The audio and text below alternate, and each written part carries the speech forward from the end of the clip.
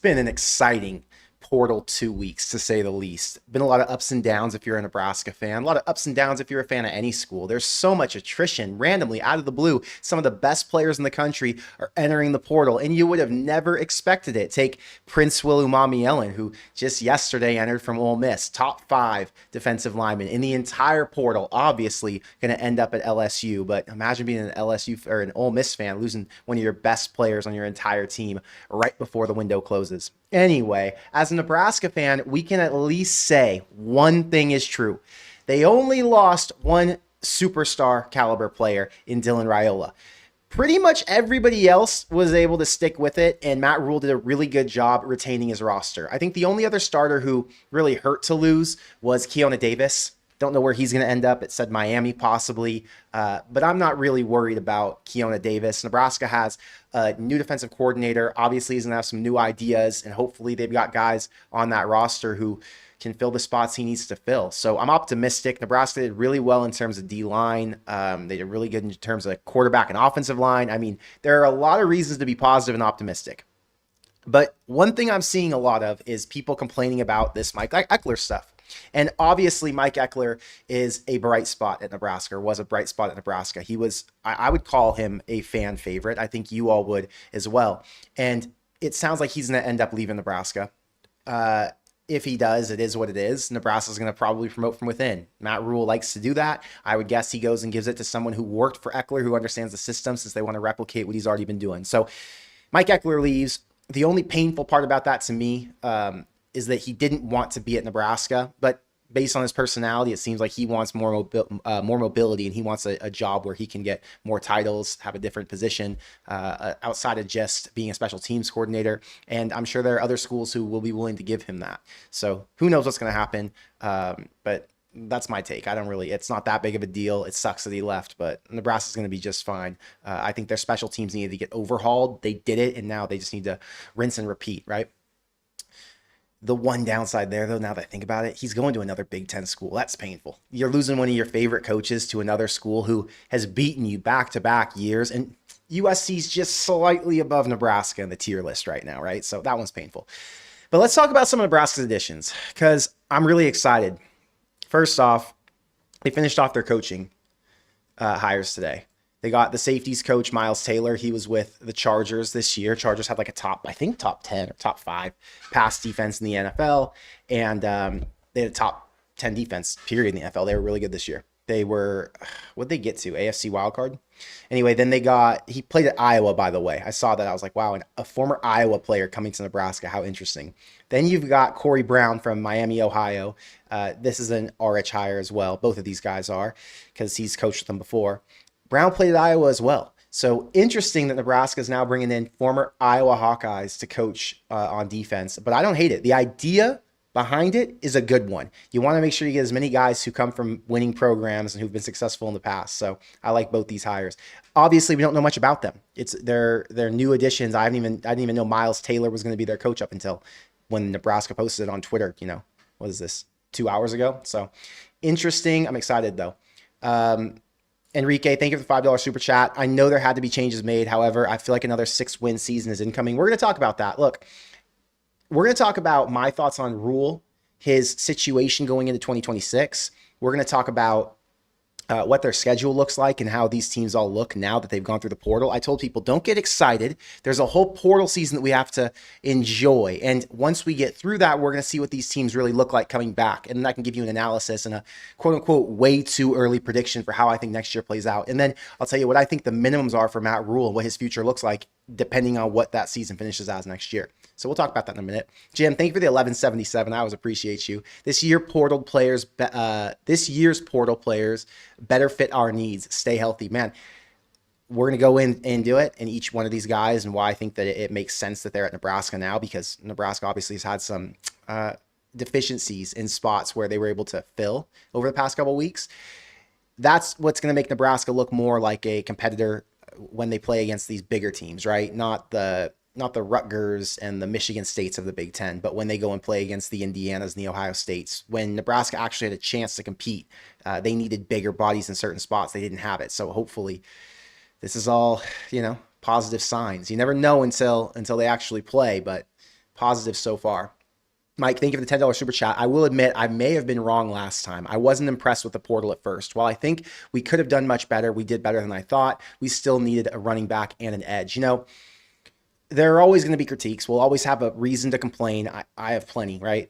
But we have to appreciate what was done. And you have to realize that the competitive landscape right now is so crazy. It's a steep climb to get to the top, playing with the Texas Techs, the Indianas, the Ohio States, Michigans, whoever else is spending a lot of money, LSU, Ole Miss.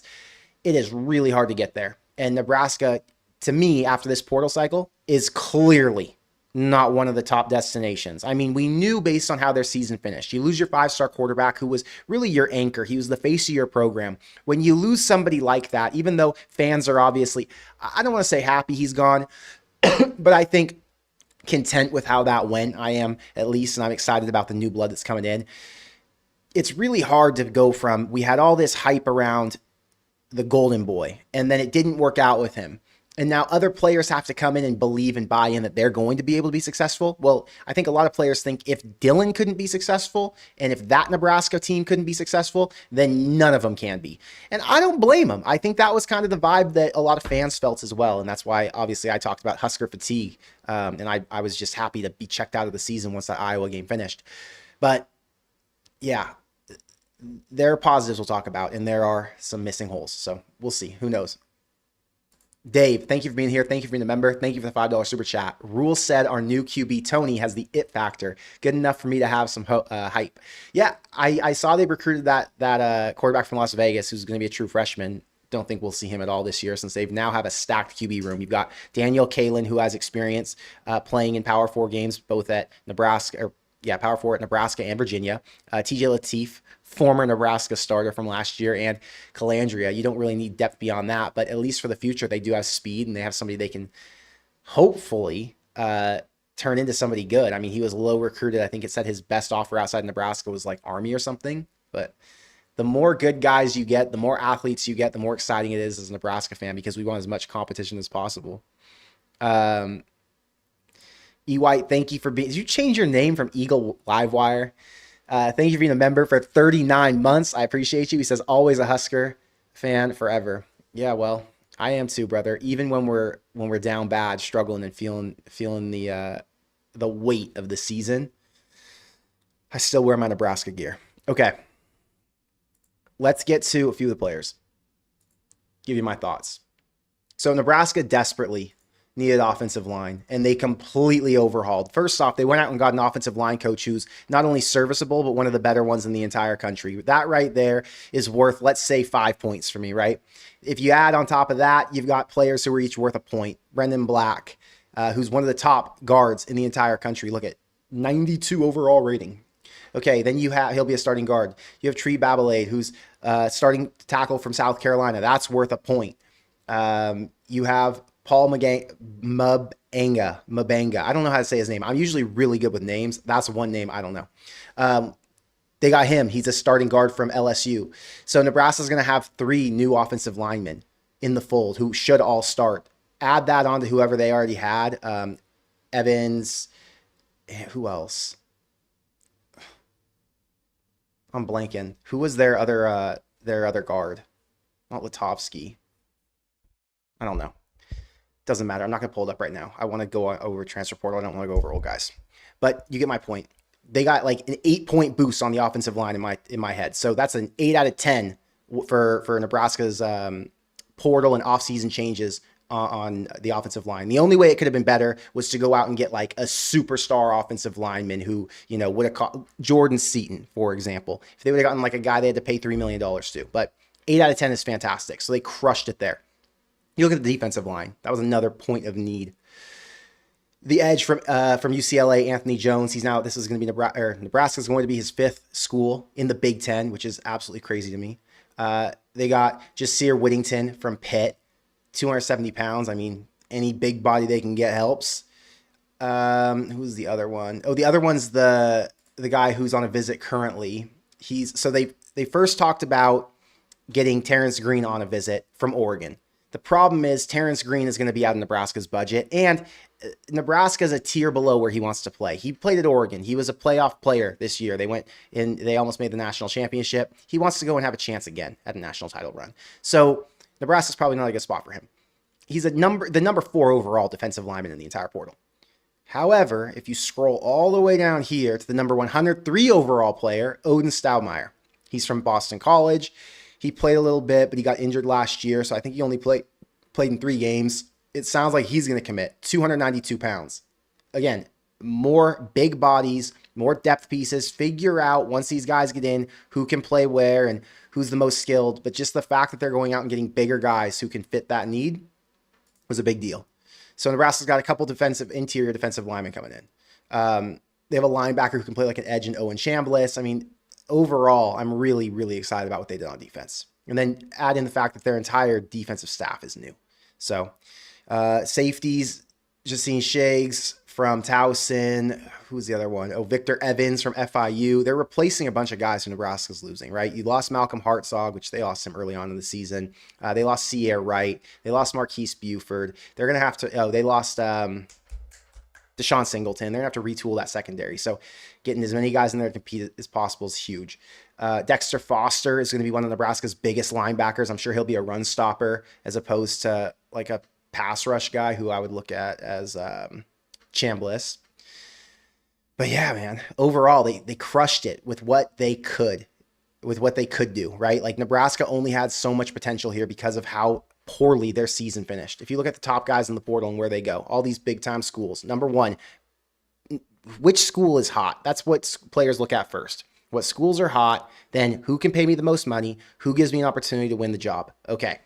LSU is as hot as it gets with Lane Kiffin and has as much money as it gets because it's freaking LSU. Same with Texas Tech. They're freaking hot, ton of money. Oklahoma State, super exciting coach coming in from North Texas, and they've got money and opportunity. So a lot of players going to Oklahoma State, you'll see.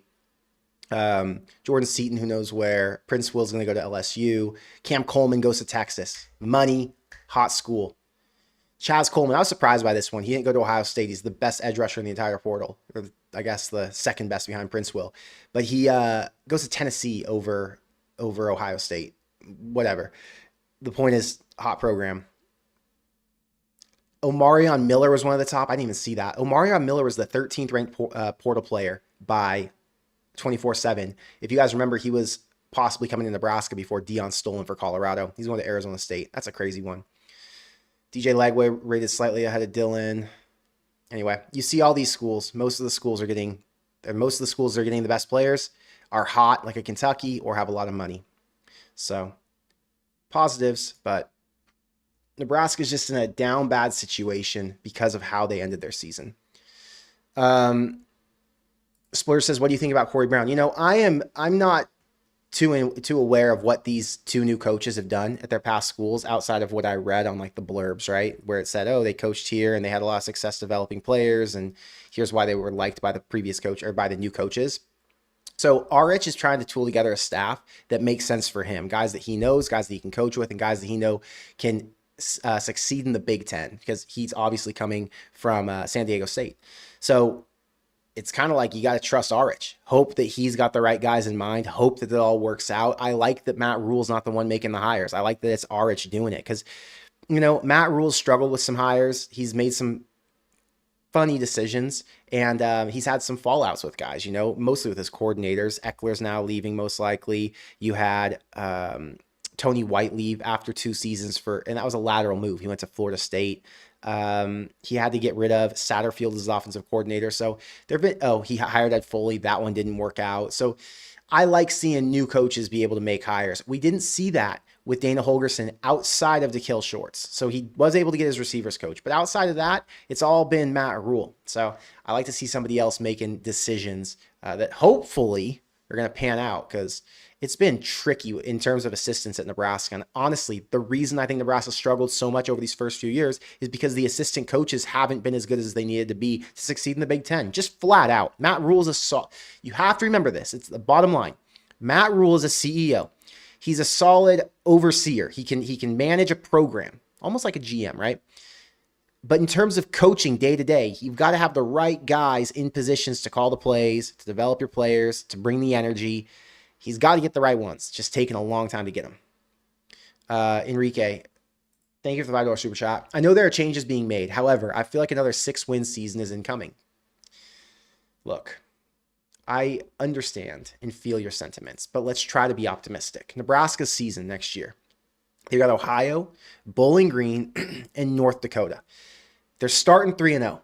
So to reach 6, they would only need to win 3 of the games on this list. I absolutely think they can. Will it be an uphill climb? Probably. But with what Nebraska has, I feel good about it. They're playing Illinois, who's breaking in a new quarterback. I don't remember who they got out of the portal, but that doesn't matter. Nebraska could beat Illinois. They could beat Iowa next year. They have the line of scrimmage to play with both of these teams. So these are both toss-up games in my opinion. At Michigan State, this is a game they should win. Michigan State's rebuilding. I 100% believe in Pat Fitzgerald, and I think Michigan State's going to be as good or better than Nebraska pretty freaking quick. But first year, Nebraska, fourth year, should be able to beat these guys. 50-50 game. Indiana retooled unbelievably. They got Josh Hoover. They went out and got multiple running backs, multiple receivers, multiple linemen. They're going to be stacked again. It's going to be hard to beat them. I don't know if Indiana's going to be a national champion contender again next year, but Nebraska's going to have a really tough time beating them. So Nebraska's losing to IU. Maryland, they just lost one of their best players on offense. They do get their quarterback back, but it's at home. Nebraska should be able to beat Maryland. Ohio State, Nebraska's likely going to lose that game. Washington's going to be a tricky one. So Washington's a really good team. They're building. They were kind of on the same trajectory as Nebraska was. This one's at home. Give a little bit of an advantage to Nebraska. Might be a money line game, like a pick 'em. -1 maybe Nebraska. But I'm interested to see how they bounce back after their awkwardness with their QB. Like, is there going to be this weird vibe within their locker room, the culture, or will he bounce back and they're just going to be, doing their deal like they were this year? Washington was a decent team, but they were like Nebraska. I think they won 8 games, but it was tricky to get there. I think they finished with 9 because they beat Boise in their bowl game.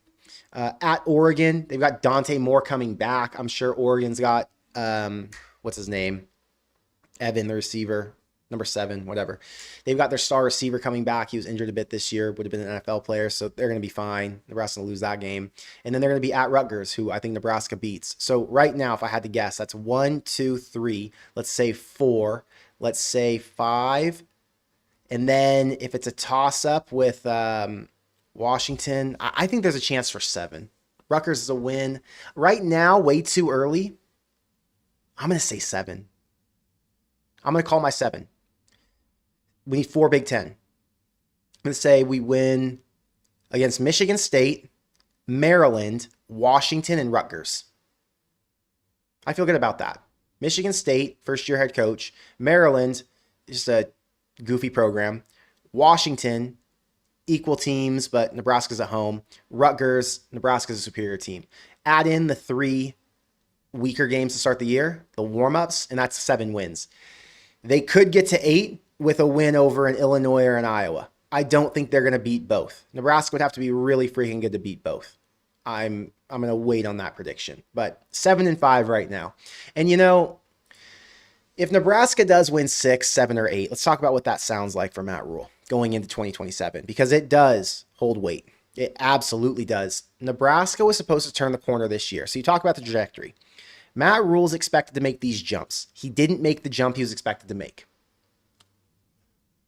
The jump he was expected to make was supposed to retain his roster and bring in a bunch of new, really good players who could then get Nebraska to the next level. So this year was supposed to be 9 wins, so that next year could potentially be 10. Unfortunately, this year being 7 wins held Nebraska back, and now they're fighting again for 7 wins because their schedule is really tough. Matt Rhule has to win, in my opinion, 8 games next year for comfort. Has to. If Matt Rhule wins 6 games, I would not be surprised if he got fired. If Matt Rhule wins 7 games, he is absolutely on the hot seat going into 2027. 100% without a doubt. So win 6 and you're in danger of getting fired. You're in year 4.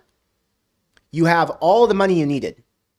Your whole brand and reputation is, I build programs and it takes me time, but by year 4, year 5, we're great.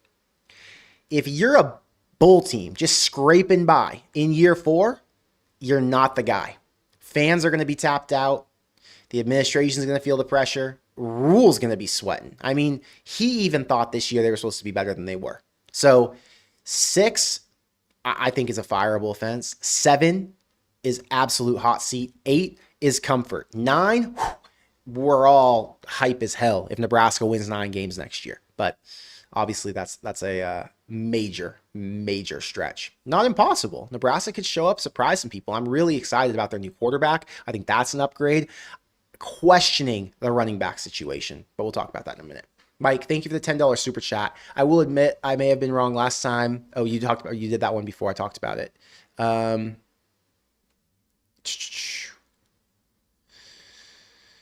Galactus, thank you for being a member for 39 months. I appreciate you. He says some solid, serviceable work done in the portal. The only area where I'm left a bit confused is at running back. Not only am I confused, I'm disappointed. It feels like gross negligence. It feels like, you know what? We hit a home run with Emmett Johnson last year, so let's try to hit a home run next year with Mekhi Nelson. And that doesn't make any sense to me. Emmett Johnson showed flashes before last year. He looked like he had the potential to be a starting running back. Last season, we all watched Nebraska go through this portal process, and they retained Emmett. We were afraid they were going to lose him to the portal. If Mekhi Nelson would have left for the portal, no one would have blinked an eye. They would not have cared. But when Emmett Johnson did, we all felt it. Okay? Gambling and saying we're going to run it back with Mekhi next year, who's done, very little to this point, just seems like too big of a risk when we're talking about your job, right? And Matt Rhule's job is absolutely on the line next year. Why would you not go after a running back? It's not like there weren't options. By the way, there were options who would have come to Nebraska. Like, if you would have said, well, nobody would have come because Nebraska's down bad, that's one thing. But that's not the situation. Look at the top 5 running backs. Wisner goes to Florida State. I'm not saying he would have gone to Nebraska, but if Florida State can land a guy like that in the top 3, you should be able to. Justice Haynes goes to Georgia Tech. Come on. You're telling me Nebraska couldn't make an offer for Justice Haynes? Adam Muhammad goes to Cal. I'm sure Cal paid a lot. He's going to be the centerpiece of their offense. But still, Cal versus Nebraska. What are we talking about? Bryson Washington, the running back from Baylor. Couldn't even get on him. Mekhi Frazier. All of these guys. Dylan Edwards. And some people are saying shit like, oh, Dylan Edwards quit on this team, but I don't care about any of that. Nebraska needs production right now. That's it. CJ Baxter goes to Kentucky. I know Kentucky's hot, new coach, all that, but really? Abu Sama from Iowa State. Starting running back, split time with Carson. But how did Nebraska not even make a move for him, right? So you look at Jarrett Gibson from Texas to Purdue. Any of these guys, Evan Pryor goes to Florida. Any of them. Cam Cook goes to West Virginia. Duke Watson goes to UCF. It's painful. It's confusing. It's frustrating because it feels like you're taking a huge risk.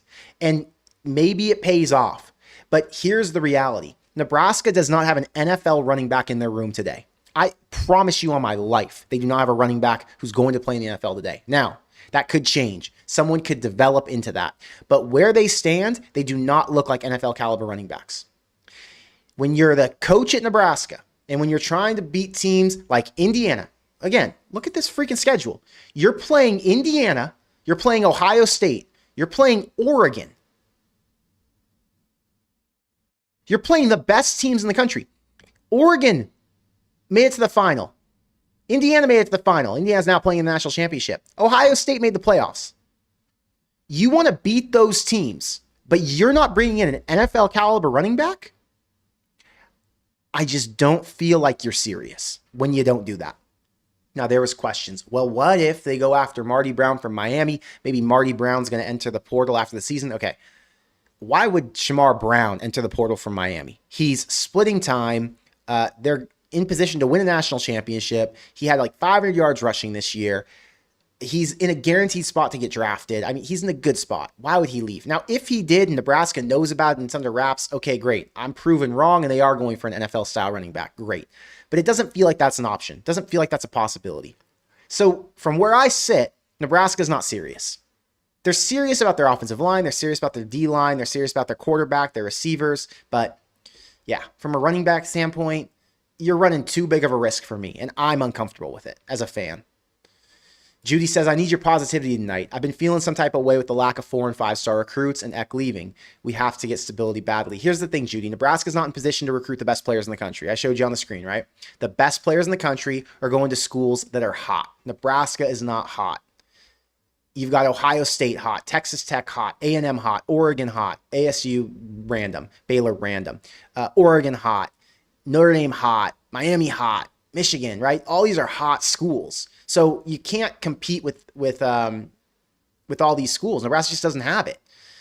And clearly Nebraska doesn't have the money we thought they had. It's not like Nebraska can go out and just drop a bag. Like, for example, some school is going to drop a bag on Jordan Seaton because he's a first-round draft pick. He's a starting left tackle who could play anywhere in the country. They're going to spend like $3-4 million on him. And Nebraska doesn't have that kind of money. Just bottom line. Like, let's just all acknowledge it. We heard Rhule talk, and he said, oh, well, we're going to have this money, and we're committed, and that.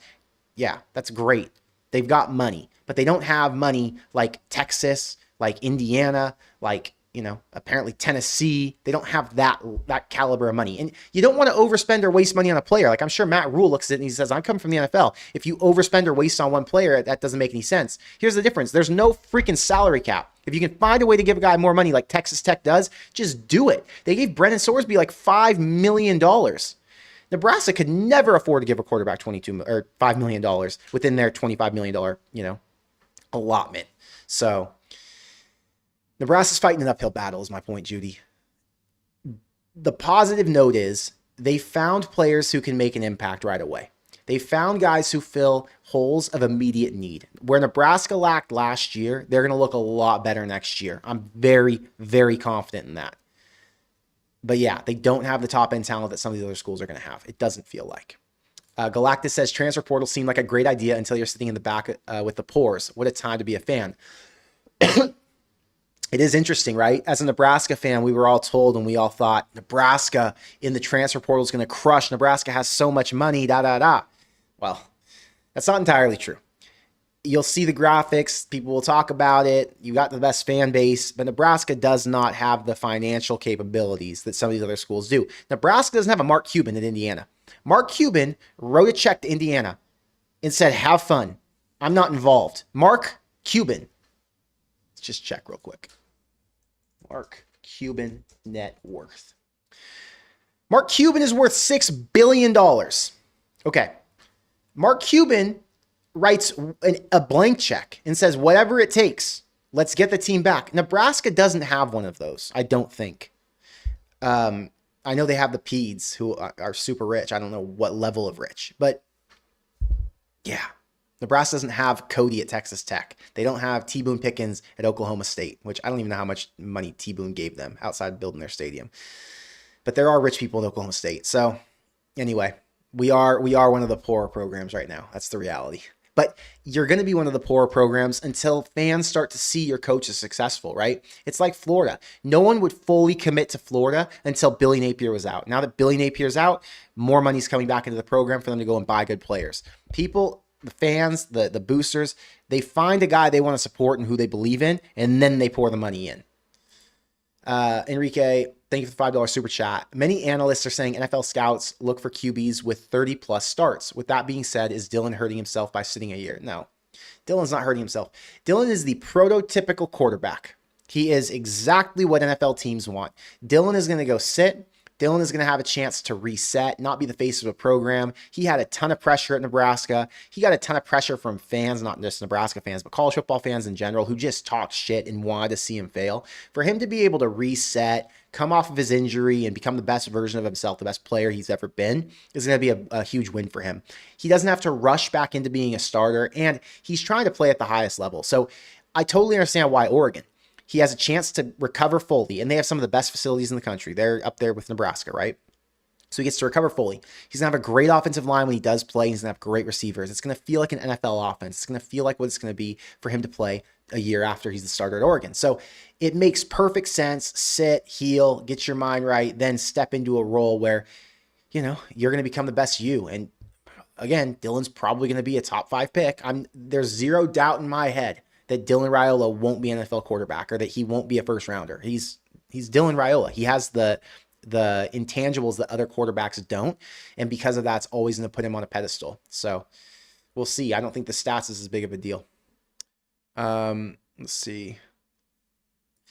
Dave, he says, had a drink with Dillingham. Dave, you got great stories. Had a drink with Dillingham on accident since a friend had him as a guest next to my table. Super nice, super personable, would be a normal extroverted guy if he wasn't a head coach. He seems like a normal guy, especially when he does his interviews. David, how did you end up with Dillingham? Did you tell him you're a big Nebraska fan, that you follow college football religiously? Or did you just, casually talk to him and chill with them? If I was in the room with a football coach, it'd be hard for me not to get into football with him, but there's a time and place. That's really awesome that you ran into him. I'm sure he lives by you too. I've seen him post pictures. Looks like he lives in a neighborhood like yours. Mike, thank you for the $5 super chat. He says, my biggest complaint is how long the D-line coaching hire took. Had it been announced earlier, maybe would have landed more in the portal. I'm not sure. They already did a good job with defensive linemen. And who else were you looking to land, right? I think they landed a total of 3. So how many more did they want? You're kind of capped at that. You're going to have to spend money on all these guys. How many more? Could they have gotten some better guys? I mean, you could argue that, but it feels like the guys they went after, I think they got 4, right? They got 3 Power 4 and they got 1 junior college. So honestly, I don't think it was that big of a deal. It worked out, I think is the best way to say it. If Nebraska wanted one of the superstars, they were going to have to spend money that Nebraska wasn't willing to spend. Something egregious, $2, $3, $4 million. And I just don't think that's realistic at Nebraska right now. Anthony Calandria reminds me of a Johnny Manziel for some reason. Let's hope the results reflect that. He is a Johnny Manziel. He's fiery. He's passionate. He's small, but because he's so small, he's elusive and he's able to find these little holes and spots that he can make plays, right? And he's always extending it, like extending a drive. He'll find a way to run around. He'll do the exact opposite of what Dylan did, which is what Nebraska fans want. I think that's what's so attractive about him and what made me question Kenny Minchey. I talked about Kenny Minchey when I did my video, but this is my final take on it, just so you guys get a clearer picture now that I've had more time to think about it. When Kenny Minchey committed to Nebraska, I was a little bit disappointed. Not because I didn't think he was a good quarterback, but because I didn't think he fit the mold of where Rhule wanted to go. Rhule and Dana, it felt like, wanted a mobile QB, which meant equally mobile as he was a passer. Kenny Minchey was not that. Kenny Minchey was a passer first who had the ability to run and scramble, kind of like a Dylan. Dylan had the ability to run and scramble. However, he refused to run and scramble. We had seen Dylan take off and run. Against Ohio State, he had like a 40-yard run in his freshman year, right? So Minchey is like a Dylan, maybe a little bit more willing to run. That had me a little hesitant. I want to see somebody with a more true running ability. Calandria absolutely has that. Now, more risk to fumble, more risk to get hurt, absolutely. But he hasn't been coached by an elite offensive coordinator yet. He was with Tony Elliott at Virginia, who's a good OC from Clemson, but he's now with Dana. Dana's coached some of the best quarterbacks in the country. I'm hoping that Dana's able to get him settled in quickly, adjusted to the Big Ten, and Calandria turns into, a Johnny Manziel-like figure. And I'm trying to think of a Big Ten quarterback who's like that. Oh, you know exactly who it is. It's number 2 at Washington, DeMond Williams. Imagine him being like a DeMond Williams. DeMond is small too. What's his size? Gotta check that out. DeMond Williams. He's 5'11", 190. It's the same size as Calandria. So for everybody who talks shit about Calandria and says, well, Calandria is small, this, that, it's the same size as DeMond Williams. What's Calandria? Quote unquote 6 foot. Anthony Calandria. Not images. Calandria is 6 foot, 205. So he's a little bit heavier, listed a little bit heavier, listed a little bit taller. But let's say he's the same player. That makes me excited. I would have been ecstatic about DeMond Williams And I'll tell you, the only reason I would have been more excited about Damon Williams than I would have about Anthony Calandria is because Damon Williams comes from the Big Ten. So you've seen how he plays. However, Damon Williams failed in the biggest moments in the Big Ten. So I'm not sure how much I would have liked to have him. But point is, I'm excited too, Dave. I'm pumped for him. Let's see.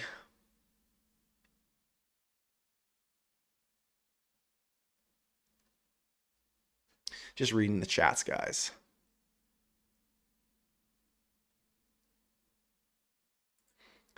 Sakfa says Rhule wins 6 or 7 games next year. He won't be fired for that because it's a tough schedule. 2027, he doesn't win 9, he's gone. Yeah, I would not be surprised either if he was gone after 2027 at this rate. Dakota, thank you for being a member for 39 months. What round do you see Emmett Johnson getting drafted? I have no clue, but I think it's like a 4th round type of player, right? A lot of running backs go in like the 4th, 5th round. Emmett's a tricky case because I wonder how he's going to do at the combine, right? Like he's not elite in terms of speed or size. So when teams go and look at him, it's like, okay, you aren't the prototypical NFL running back, but on film you look really good. He probably fits into that 4th, 5th round somewhere is my guess. Husker Chuck says tight end and running back are way too limited. Running back is, I feel good about tight end. You have Luke Lindenmeyer, returning starter, Big Ten honorable mention, stud. You have, what's his name coming back? Why am I blanking? Janiron Bonner coming back. He's like a flex tight end. Carter Nelson, I know he's having surgery, or I think he's having surgery. Carter Nelson is going to come back. Hopefully he stays at Nebraska. He's had a rough road because he hasn't played that much, right? But hopefully he's back. I think the tight end room's thin, but it was thin last year too, and it worked out just fine. So I'm not as worried about the tight end room. Rush says, keep doubting Mekhi. Y'all doubted EJ when I was speaking truth to his name. Nelson will be a stud. I don't remember anyone doubting EJ. Emmett Johnson was expected to be a good running back. People doubted he would be what he was. People didn't expect him to be able to be a bell cow back and carry it as often as he did and rush for over 1,000 yards like that. I think they thought his ceiling was a little lower than it actually was. But I wouldn't call that doubt. That was viewing what Emmett did, the type of running back he looked like when they did watch him play, and trying to make an assessment off that. Emmett had a once-in-a-lifetime season, totally surprised everyone, including himself, right? I mean, that was insane what he did. If Mekhi can do it, that would surprise me even more, because I think Emmett looked the part before he did it. Emmett looked like a starting running back. Like he looked like he was the caliber of a starting running back. Whereas Mekhi hasn't looked that part yet. He's had a few good plays, but it's just such a small sample size. So I think people are justified in doubting Mekhi. That's kind of my point. Wasn't justified in doubting EJ, but I don't remember anyone doubting EJ. EJ was good.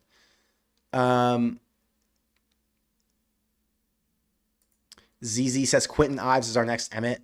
Totally different type of players, and I don't know. I don't know about Quentin Ives. Still out on him. We'll see. Mike says also kids in the portal are still available, just can't continue to enter the portal. No, yeah. If you're in the portal, you can go out and get them, but you can't enter the portal after today. So today's the final day to put your name in, unless you're at Miami or Indiana, and then next week they'll be able to. Let's see. Nebraska put me in at running back 1 at this point. You guys are ridiculous.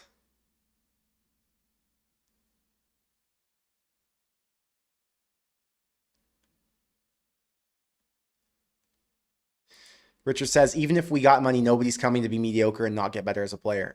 Nebraska's had multiple players thrive. I mean, we're talking about Emmett Johnson right now. He went from a 3-star under-recruited guy to an NFL back who was an All-American. So he got developed. Nebraska has developed players. It's just few and far between. Mike says bad/mediocre teams pay a premium for 4 and 5 stars, especially from the portal. We can't pay for 3 roster spots for an unproven college player. Yeah, that's one of the tougher things. For a guy to come to Nebraska, he'd want to be overpaid. And Nebraska can't afford to overpay. Very true. Is there a spring game happening this year? I think so. I don't remember, but I think they said there's a spring game going to happen this year. Mike, thank you for the $5 super chat. Tim reporting that the Boston College D lineman has committed to Nebraska. There you go. So let's see if I reload my 24/7 sports page, if it's updated yet. It is. See where he ranks. Owen Stoudemire. He is the 16th overall player in this class. Well, you got to remove 2 because they lost, or no, 4. So he's the 12th overall signee in this class in terms of rankings. And he brings Nebraska's portal haul to 15, right? 1, 2, 3, 4. Yeah. 15 new additions. And that's what we predicted. Everyone was saying, oh, Nebraska's going to go and miss out on all these high school recruits and they're going to have a shit class, blah, blah, blah. No. They were going to get 15 guys from the portal. And they might not be done yet. They could finish with 16, 17. You never know. So Nebraska's got 15 new guys. I feel good about them. They fill needs, you know? You lost a safety in Hartzog. You gain one in Dwayne McDougal. You lose an offensive lineman in what's his name? Rocco Spindler. You gain one in Paul Mabenga. I don't even know how to say his name, but you get my point. Well, Mike, that's exciting. Thank you again for the $5 super chat.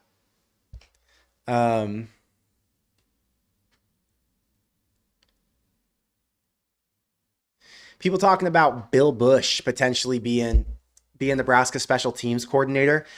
I don't think Matt Rhule wants to hire Bill Bush. He knows Bill Bush. Bill Bush has been waiting for Nebraska to hire him. Bill Bush is in Lincoln. Like, he's the perfect fit, quote unquote. But if Matt Rhule wanted to hire Bill Bush, he would have done it a long time ago. He's been there now for 4 years and hasn't given him a shot. And Bill has hung around this entire time. He does radio in Lincoln. So I don't think Bill Bush is getting a shot for whatever reason. Just doesn't make any sense. But he's not getting the shot. Nebraska's going to promote from within, I'm almost certain, for their special teams coordinator spot. Is what it is. Yeah, when you talk about smaller players, there's so many examples of quarterbacks who are small. Diego Pavia this year. The quarterback being small thing just isn't that big of a deal anymore. If you're a freaking baller, you're a baller, is what it is. No one important says, I prefer Calandria to Kenny Minchie, simply from what I've seen on tape. Yeah, I mean, Calandria has so many more highlights because he played at a lower level, number 1. But number 2, he was a starting quarterback, so we've gotten to see him flash. He's awesome. Leary says, so far, what grade would you give the 2026 transfer portal class? You know, an overall, if I was going to give it like a scale of 1 to 10 grade, I would give it like a 6.8,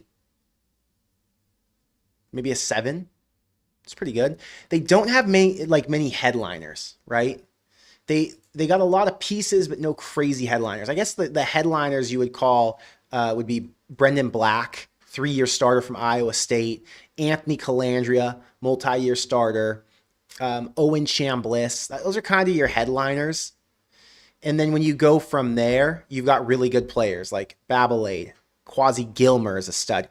I might add Quasi Gilmer as a headliner. That's a Big Ten starting receiver, multi-year starter. Could very well be Nebraska's best receiver next year. And I actually would expect him to be based on the highlights I've seen from him. He's an absolute stud. So if you say they got like 4 or 5 headliners, that's probably a 7 out of 10. And then you get so much depth, maybe a little higher, like a 7.2. They didn't get any crazy addition. Like if they would have gotten a running back, this would have upgraded the class more, right? But missing out on the running back really holds me back from ranking it that much higher. And then they didn't get like a superstar defensive lineman. That was another thing that was like, I wish they would have gotten someone a little bit more proven, but they're hard to come by. Everybody else is going to compete for a spot, could potentially start right away, you know, the depth piece. So we'll just say a 7. We'll say a 7 out of 10. We'll say it's a, if I had to give it a letter grade, I mean, 7 out of 10 in theory means a C, right? But I would say higher. I'd say it's like a B minus portal haul. B minus is probably a fair ranking. And if these guys pan out to the max of their potential, we're gonna go hindsight and be like, well, this was like an A. Because if we're just judging on potential, you're talking about, we already know what Brendan Black is. We know what Anthony Jones is. Anthony Calandria, we know what he is. However, he hasn't played in an offense like Nebraska's with Dana Holgerson. He's been with Dan Mullen, though. He hasn't had as many weapons around. I mean, he's going to have Gilmer. He's going to have an Isaiah Hunter. He's going to have Luke Lindenmeyer. He's going to have real freaking weapons. And then, who else? Oh, Babalade could end up seeing his peak. Gilmer could see his peak.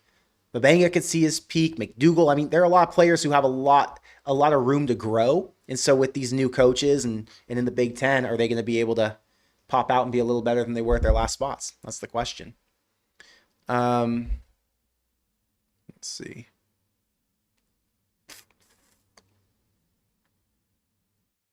Thank you for being here, Josh. I appreciate you. Have fun with wherever you're going. Um, I forgot it's a Friday night. It's nice that you guys can all hang out on a Friday night. Makes it easy. I wasn't doing anything anyway. You guys know I started my fitness program. So I'm obese now. I'm 25% body fat. I went and got checked right before Christmas. 25%. Are you kidding me? Anyway, I told you I paid this guy $1,000 to get me in the best shape of my life. It's a 3-month program. So I'm on week 2. I'm consistent in the gym 5 days a week. I'm consistent with my eating. I was tracking some of my stuff incorrectly. I'm tracking my macros. So I was tracking incorrectly for the first like 8-9 days, just learning my system. But now that I've got it dialed in, I'm like on day 4 of perfect tracking, 2,100 calories a day, 190 grams of protein. So yeah, I'm getting my shit together. But my point in saying all that is I haven't been doing much because I've just been at home eating, going on walks, going to the gym. I'm starting to do TikTok. So I'm on TikTok now and I'm not posting. I'm going to do like 10 to 12 videos and then I'm just going to go full influencer and just start posting consistently. So I've got like 3 or 4 videos banked. I'm going to do some more. Just talk about my life. And I don't know. I crave making content. I really enjoy it. Like I like the creative process. I like filming. I like editing. I like storytelling. And that's why I started this channel, as you guys know. And I love it so much that when football season ends and I don't get to do it, I go into this minor depression. And to get myself out of that, I got to be creating. That's like what I built my whole life around. When I was 22, I moved to LA as a creator. I was a producer, was always making content. Now I'm 32. It's 10 years later. And I'm like, I kind of lost that edge. I got deeper in with work stuff and with making money. And then I got into making Nebraska content, which is fun, but it's seasonal. So I've got to get that creative edge back. So hopefully TikTok can give that to me. But that's my Friday night is just chill. I'm going to go on a walk after this and we're just hanging out. So I'm glad you guys are here hanging out with me before I do all that. By the way, Nebraska basketball, holy shit. Like once in a lifetime type of team here. I cannot believe how good they are. I haven't watched them outside. I've watched games. I haven't like watched a full game to the end. I've turned on games and watched the fourth to the second half. And I watched the last 5 minutes, but I need to actually sit down and watch a game. The first one I'll probably watch is Michigan in the future. What's that? Is that in a week? 2 weeks? Something like that. I'm excited for that one. Anyway, back to football. Hope you guys are enjoying the basketball success, though. At least there's something to be positive about in Nebraska. Fubar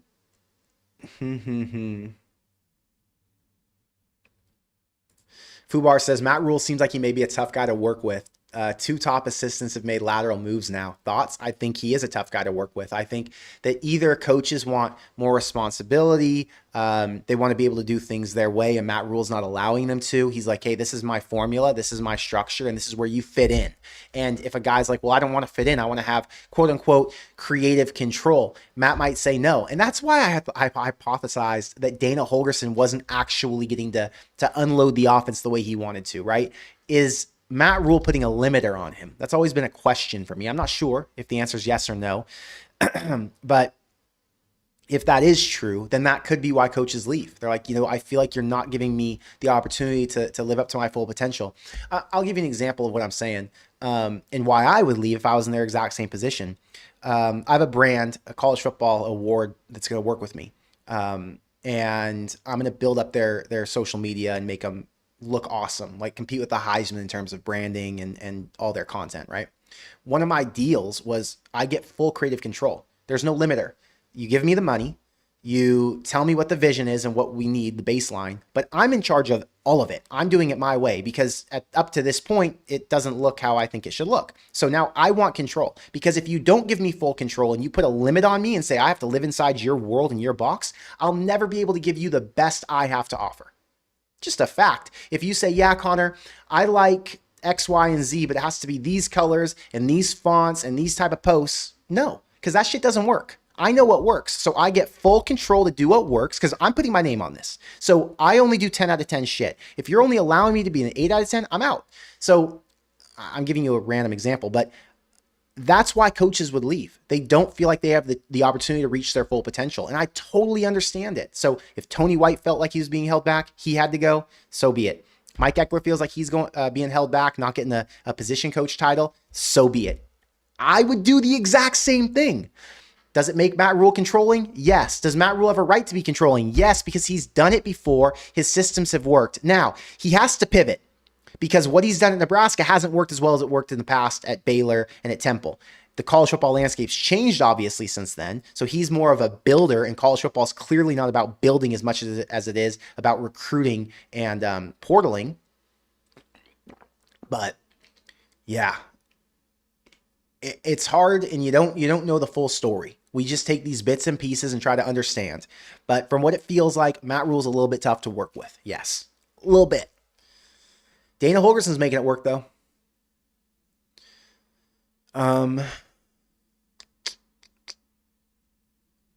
Smoking Cactus says, I bet we get a good running back. Just wait and hope. I hope, brother. I freaking hope. I don't think they're going to. I just have this gut feeling that tells me they're going to ride with who they've got, but I hope you're right. There's still running backs out there. The Old Dominion starters out there. The Kansas State running back, Dylan Edwards, is still out there. There are options. Judy says maybe they're holding out for Ahmad Hudson in 27. That would be sweet. I'm sure they're holding out for him, but they need guys who can compete right now, right? But I think Hudson could come to Nebraska. I bet you he's coming to Nebraska if they have a successful year next year. Like if Nebraska wins 7 games, I bet he comes with that next class. It's going to be spectacular. What do you think about Daniel Kalen coming back? Great. Nebraska needs depth. They need competition for that backup QB spot. Nebraska would have won another game this year had their backup QB play been better. It's a fact. If Nebraska next year has 2 backup QBs with more experience, I am 100% confident that if Calandria was to go down, then a backup will be able to win them 1, 2, maybe 3 games if they had to, right? They could win that Rutgers game. They could possibly win the Maryland game, possibly beating Iowa. Sounds crazy to say right now after watching Iowa kick Nebraska's ass, but you get my point. When you have guys with proven experience backing up your starter, especially a guy who's, has an injury risk, I'm very freaking excited and optimistic. So Daniel Kalen coming back was huge. I'm not sure what all of his options were. Virginia was Virginia was in an interesting spot. So many ins in that sentence. But Virginia had, what's that freaking guy's name? Chandler Morris? Why do I think that's his name? Let me just double check. I don't want to be wrong. Virginia. Sorry, guys. Virginia quarterback.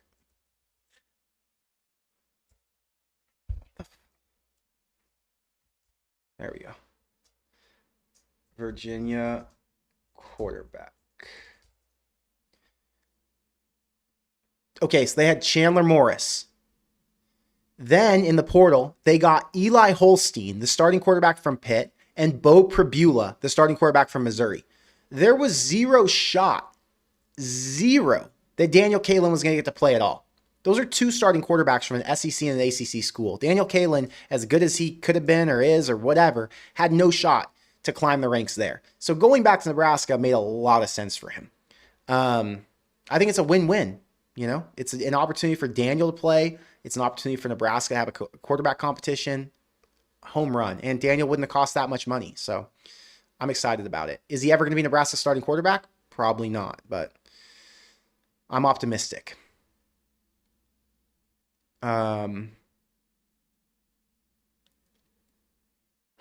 Rush says Nebraska's a basketball school and Indiana's a football school. What a bizarre world we live in. It is interesting. Who would have thought? Noah, thank you for the $2 super chat. We pull one of the possible Miami running backs after the Natty. I mean, that would be a dream, but I don't know. I mean, at this point, any running back they get who has NFL upside, like has crazy speed or is really elusive, is a true power back, has any proven experience playing in a Power 4 conference, that would be much welcomed. Mekhi Nelson barely played at Nebraska last year. Mosey barely played last year. Quentin Ives barely played. You're just coming in with so much uncertainty. I'm not saying none of those guys are going to be good. I'm not saying none of them can be developed, but the odds are slim. So you're running a big risk by not bringing someone in who's already a little bit proven or who has these measurables that other players that Nebraska goes up against do. Go and look at the running backs who gashed Nebraska this year. They're faster, they're bigger, they're better than what Nebraska's got on their roster right now. It's just the truth. Not saying they can't develop or can't be developed, but right now it's tough.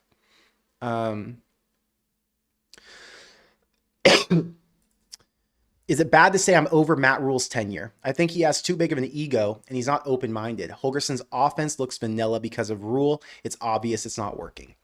It's not bad. I think a lot of people feel this exact same way. When I said I have Nebraska football fatigue, part of that is because of Matt Rhule, right? It just feels like all the stuff that he preaches doesn't come to fruition. It'd be like if I told you a bunch of shit that sounds really good. Like, let's go back to a work scenario. I'm like, look, here's our vision. Let's go back to social media. You hire me to build your social media. And I'm like, look, here's what I've done in the past. And you're like, wow, you've worked with like these huge celebrities. You've done all this. I'm like, yeah. And they're like, okay, cool. We're going to pay you a bunch of money because you're proven. I'm like, all right, got you. Then I tell you all these things that have worked in the past. And we're going to do all of these things to make you great. And then we get working on it for years and it never pans out. And you're like, Connor, you sound great. Like, I believed in the vision. I paid you fully. Like, I totally bought in because you've done it before. But none of the stuff you're spewing is aligned with success. And I think that is why we're all so frustrated by Matt Rhule, because he preaches something that sounds so good. And we've all bought in to the highest level. Like with Mike Riley, we expected failure. With Mike Riley, he came in. We didn't think he was going to be that great. He wasn't that great. And we were just frustrated from the jump, right? With Matt Rhule, we bought in. We believed. We said, Matt Rhule or bust. And now that it's not working out and he's like, pushed it so hard on us and we believed so much, it's cutting us even deeper. So it's not a bad thing to say you're over it. I get it. Well, a lot of us are, brother. I still have hope, but a lot of us are getting a little bit doubtful.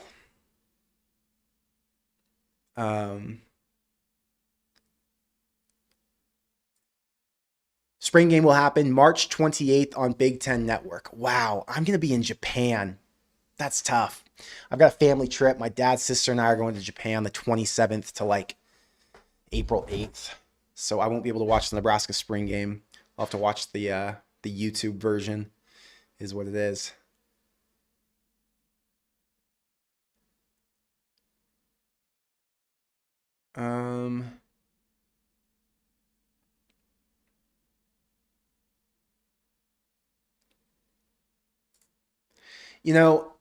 It says we're doing something right by beefing up the O-line and D-line. We just got the D tackle from Boston College. Can we get edge rushers? We're going to be dead last at QB rushes yet again. Nebraska's switching their defense this year with Arich, and they do have pass rushers, right? They replaced Keona Davis with Anthony Jones from UCLA. That was a big one. Chambliss is an outside linebacker. He can rush the passer. And I think that overall, we're going to see a different scheme that allows Nebraska to get to the QB a little bit more than they did last year. So I'm optimistic. I feel like they had a pass rush under Tony White, and I'm in wait and see on that. I think they have the right pieces right now. So we'll have to see. But again, Nebraska has the right pieces to be an 8-win team. Do they have the right pieces to win a national championship? No. I got to answer this. Give me one sec. Hey, Gassan, I'm going to call you back in a few minutes. All right. Thanks. Bye.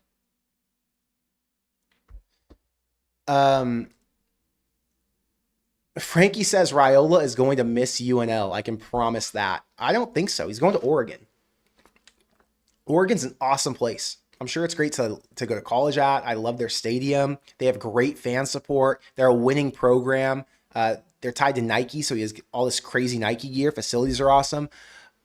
I don't know what he would miss about UNL. I mean, he'll miss it in terms of I was the face of the program. If I would have been successful, they could have built a statue. But he's going to try and flush all that out of his mind, right? He failed at Nebraska. Everything he wanted to accomplish, he was unable to at Nebraska. It's unfortunate. It's like a sad story, You wanted to have that Rudy kind of story with Nebraska and Dylan Raiola, and they didn't get it. So hopefully he feels better at Oregon. I'm sure he does. Red Wine says it would be nice. It would have been nice if fans were given the choice by the AD on a Rhule extension or more NIL money. Yeah, I don't know how that would have worked. There's rules for how much Nebraska could have given, right? How much Nebraska can directly pay in NIL. They're all capped. So I don't know that that would have mattered. G Squared has a list of Matt Rhule's stubborn decisions. Number 1, not going for a legit passing threat at tight end. Number 2, I disagree with this. I like Luke Lindenmeyer. Luke Lindenmeyer had some great catches last year. He made plays when he had the ball in his hands. He's a big body guy. I think Luke Lindenmeyer is a stud tight end. Could they have gotten another? Potentially. But if they can get Carter Nelson to stick around and Carter Nelson can develop, then you've got 2 good tight ends. So I'm not too worried about that one. Okay, number 2, getting a bell cow running back. Agreed. We talked about that. Number 3, not getting edge rushers that can impact. I don't think they could have. Just flat out. I don't believe Nebraska could have gotten the edge rusher you wanted. Let me just look. Position. Edge. Here are where the edge rushers are. So you've got Prince Will, the number 1 edge rusher in the portal. He's going to go to LSU. Chaz Coleman goes to Tennessee. Damon Wilson, he's going to go to like Miami, LSU, somewhere good. Texas. Amaris Williams, Georgia. Osun Sanmi, I don't even know how to say his name. Toby Osun Sanmi going to Indiana. Jordan Ross going to LSU. Keeley going to Notre Dame. Henry Daly going to Michigan. Rusaw going to Ohio State. Wendell Gregory going to Kansas State. That one is like a wow. Can't believe he's going to Kansas State, but whatever. Big 12 guy, apparently. Noah Carter's going to Georgia Tech. Nebraska, I don't think was competing with any of these guys. Deshaun Womack, LSU. Elo Mendoza, then they go to an SEC school. Who was Nebraska going to get that was like a top tier edge rusher? They got the number 26 edge rusher. That's someone they could actually compete and get. So they got him. I don't know who else they would have gotten. Would they have gotten one more? You want them to get the number 31 at James Williams? I don't think so. And then were any of these other guys that proven? I don't think so. None of these guys below the number 26 ranking are so good that Nebraska was going to spend a bunch of money on them. All these guys below are unproven. They were backups at other schools. So I just don't think Nebraska has the ability right now to compete for an edge rusher, just truthfully. No autonomy for his coaches. Yeah, I think that's, I can't speak on that because I don't know. I'm not a coach for him, but we all feel kind of the same way. I get it, brother. It's tough being a Nebraska fan right now. Bubba says, if Nebraska has all this money, why don't they spend it on business G-name guys? Business G-name guys? I don't know. Big name guys? Nebraska doesn't have that money. Nebraska would need to spend a lot more than other schools to get these big name guys, right? Like the edge rusher from Miami, Ohio, went to Texas Tech. I promise you, on my freaking life, I promise you, even though Nebraska got the Miami, Ohio defensive line coach, this guy was not going to follow into Nebraska because Nebraska does not have the ability to win like Texas Tech does, and they do not have the bag that Texas Tech does. So if he's getting equal money from Texas Tech and from Nebraska, there's no way he's not going to Texas Tech, right? Just can't do it. They can't spend enough to get guys. They would have to double it. They'd have to say, you know what? Texas Tech is giving him $1 million, $1.5 million. We're giving him $3 million. Well, that's not an affordable long-term plan. Doesn't make any sense. Especially for one player. If you're like Texas Tech and you can just give out too much money to everybody, okay, cool. But Nebraska is balling on a budget. Don't forget. They are on a budget.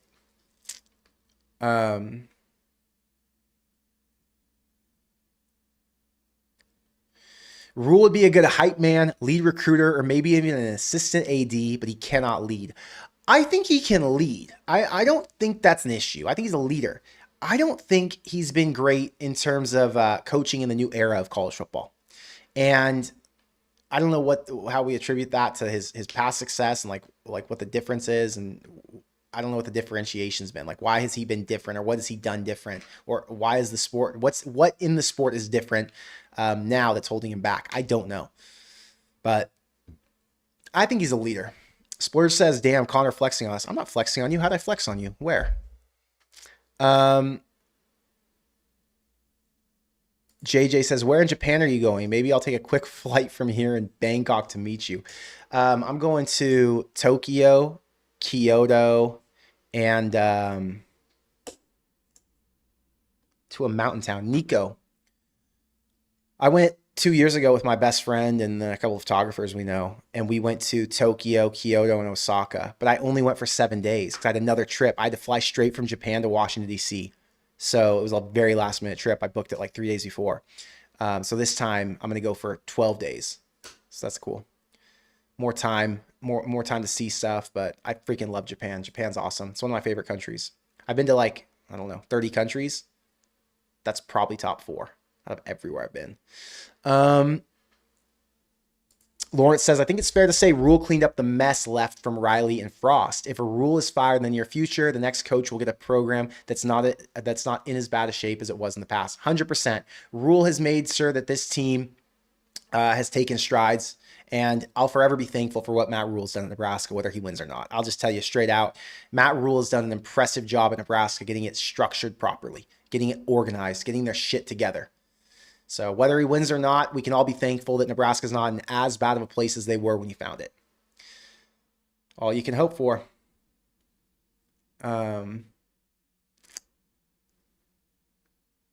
Greg says Tech's only won for 1 year and still couldn't win it all after spending all that money. Tech was building though, right? So Tech had to spend all that money to build their roster because they were like an 8-win team. Then they built into a playoff contender. By the way, they're a Big 12 school. Now in year 2 with NIL for them going big, they're probably going to be better than they were this year. I would guess that Texas Tech ends up in the Final Four next season. You got to take time to build, you know? Didn't Rhule say he's got all the money he needs to get the players to compete for a national title? I don't know about that. I don't remember. I don't want to quote anything. I'm not sure. He said that he felt like he had enough money to go and compete. I don't know if he's a national title.